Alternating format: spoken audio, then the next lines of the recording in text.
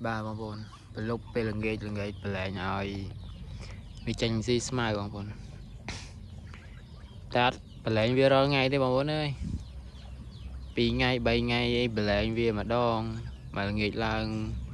mày thì chẹt thầm cả màu ấy để sang smile này chia smile nhung đam tục ai cô này tập để dân lo bên đây bong bồn mày lại pliang ban pi bay mê máu smile đang vì lo bên hay smile ប្រភេទអស់នេះស្អាតតែ smile ខ្ញុំដាំមកពួក smile រុស្ស៊ីហើយ smile ផ្អែមហ៎ខ្ញុំដាំទុកឲ្យគោតែតំបន់ខ្ញុំគឺដល់ខែក្តៅមកគឺអត់មាន smile ជ្រៅទេតែធ្លាក់ភ្លៀងមកទៅម្លាស់វិញបានខៀវបងប្អូនឥឡូវងាកឡើងយើងបលែងឲ្យវាចេញស៊ី smile ដូចជាហាត់ប្រាណកុំឲ្យវា stress វានៅតែក្នុងទ្រុងក្នុងអីចឹងណាបងប្អូនអាពីក្បាលកនេះគឺមេធីមនេះបងប្អូនក្បាលតោមើលផែនមើលអីបងប្អូនមើលធ្លាក់មើលបឿមើលអីដល់កមើលអើយអានេះប្រចាំទ្រុងមកគូហ្នឹងបងប្អូនអែមកអាក្រោយនេះញីបងមុខនេះឈ្មោលយើងត្រូវជាងតិចបងប្អូនមើលស៊ីស្មៅស៊ីដល់បងប្អូនអើយស្មៅទៅម្លាស់ខ្ចីចឹងផងដូចយើងបានចេញទៅហូបកាទៀវបានហូបអីចឹងណាបងប្អូនវាមិនខុសអីពីយើងនៅផ្ទះហូបតាបាយជាមួយសឡមួយអីហើយយូរចេញទៅហូបកាទៀវម្ដងអីដូចយើងត្រូវមាត់ចឹងណាបងប្អូនអញ្ចឹងពួកវាក៏មិនខុសពីយើងមកដែរបងប្អូនយើងនៅតែក្នុងទ្រុងយើងឲ្យទៅស៊ីតែចំណីស៊ីបាយស៊ីស្រូវស៊ីកន្ទក់អីបាទតែយើងបលែងឲ្យវាចេញមកស៊ីស្មៅលាស់ខ្ចីអីផងគឺដល់ផ្អែមមាត់គេបងប្អូនបាទហើយសត្វកងានេះបងប្អូនជាសត្វមួយដែលយើងស្រួលចិញ្ចឹមទេបងប្អូនគ្រាន់តែវាពងម្ដងវាអត់សូវពងច្រើន7 គ្រាប់អស់ច្រើនទេតែ10 គ្រាប់អីបងប្អូនបាទធ្វើបាត់តែវាពងអត់សូវញឹកមែនប៉ុន្តែសត្វកងានគឺជាសត្វមួយប្រភេទដែលយើងស្រួលចិញ្ចឹមបងប្អូនដោយសារតែវាធន់នឹងជំងឺបងប្អូនពួកនេះគឺ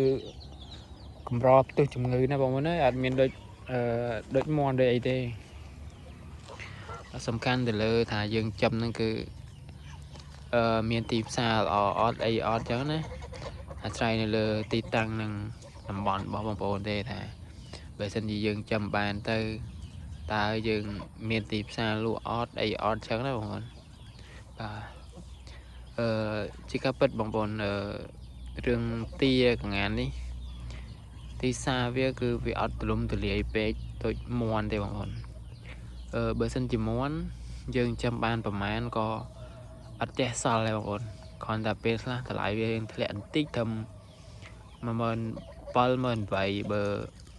ខែប៉ុនខែទៀនអីចឹងអាចឡើងដល់1 គីឡូ 20000 2500អីចឹងណាបងប្អូនហើយធ្លាក់អស់ហើយតែ17000អី16000យូរធ្លាក់ម្ដងតែកម្រពេលច្រើនគឺតម្លៃពេលច្រើនគឺ18000បងប្អូនមាន់ណាតែពាក់ព័ន្ធទៅនឹងកងានវិញវាតម្លៃវាទីផ្សារវាអត់សូវមានសម្បូរហៀដូចមាន់ទេបងប្អូនប៉ុន្តែវាអាស្រ័យនឹងយើងដែរយើងចេះធ្វើទីផ្សារខ្លួនឯងយើងខ្លះគួបផ្សំអញ្ចឹងណាបងប្អូនព្រោះសម័យឥឡូវគឺយើងមានplatform ជាច្រើនបណ្ដាញសង្គមជាច្រើនដូចជា Facebook YouTube TikTok អីហ្នឹងបងប្អូនដើម្បីយើងផ្សព្វផ្សាយអំពីអ្វីដែលយើងមានសម្រាប់លក់នៅលើបណ្ដាញសង្គមហ្នឹងបងប្អូនបាទអញ្ចឹងមិនថាយើងវាត្រូវចេះធ្វើទីផ្សារខ្លួនឯងគប់ផ្សំដែរបានអ្វីវាអាចដំណើរការទៅល្អអញ្ចឹងណាបងប្អូនបាទអញ្ចឹងវីដេអូថ្ងៃនេះគឺមានអត់មានអីវែងឆ្ងាយទេបងប្អូនគ្រាន់តែថតបង្ហាញឲ្យបងប្អូនមើលទស្សនាកំសាន្តលេងអំពីកងានរបស់ខ្ញុំបាទហើយកងានខ្វាតោគឺខ្ញុំអត់ទាន់មានច្រើនសម្រាប់ផ្គត់ផ្គង់ជូនតម្រូវការបងប្អូនណាដែលចង់បាននេះបងប្អូននេះវីដេអូគាត់តែខ្ញុំថតបង្ហាញទេតែបើពួកកងានស្រែបងប្អូនណាត្រូវការយកទៅចិញ្ចឹមអីពួកពូជធំដែលវាកាត់តោអញ្ចឹងណាបងប្អូនអាចតតងឲ្យបានដូចជាស្ទាយអាបានេះចឹងបងប្អូនមើលតែរៀងមើលតែមៀតហ្នឹងដឹងហើយបាទឃើញ តណានឹងដើរនឹងគឺធ្ងន់ណាបងដើរអ៊ីកណាដើររៀងឡើងចង់ដូចពពួកក្បាលតោសតហើយបងប្អូនបាទកាងានដែលកូនកាត់តោបងប្អូនមើលយ៉ាងមើលពាក់ព័ន្ធទៅរៀងមៀតវាគីឡូវាពិសេសមើលក្បាលវាបាទក្បាលវាស្តៀងទៅនឹងក្បាលតោទោះបីវាមិនដូចក្បាលតោ 100% ក៏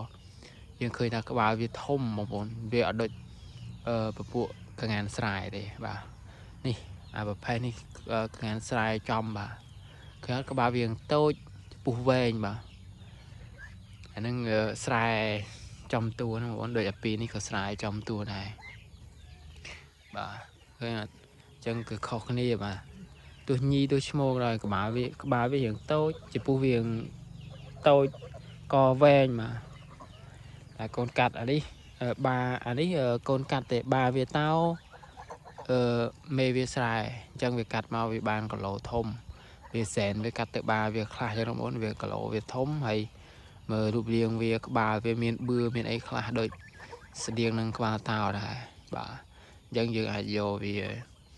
ទុកធ្វើជាបាប្រចាំទ្រុងដាក់ជាមួយនឹងកងានស្រែហើយយើងខាន់វាផ្សេងគ្នា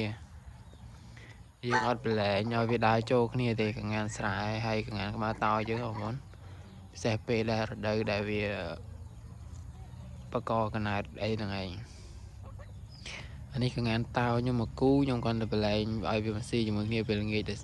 ដោយសារតែវាជាកូននេះបងប្អូននេះឈ្មោលបាទមួយនេះញីនេះដើរបែរក្បាលទៅកំពុងអោនស៊ីនេះសនេះបងប្អូននៅកណ្ដាលគេហ្នឹង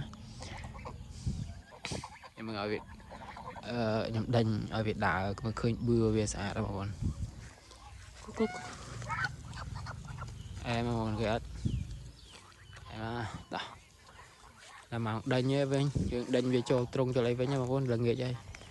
វីដេអូខ្ញុំកំពុងថតនេះប្រឡប់ហើយម៉ោង6ជាងបងប្អូនឲ្យវាចេញស៊ីស្មៅប៉ុណ្ណឹងបាននៅល្ងាចហ្នឹងបងប្អូនបាទ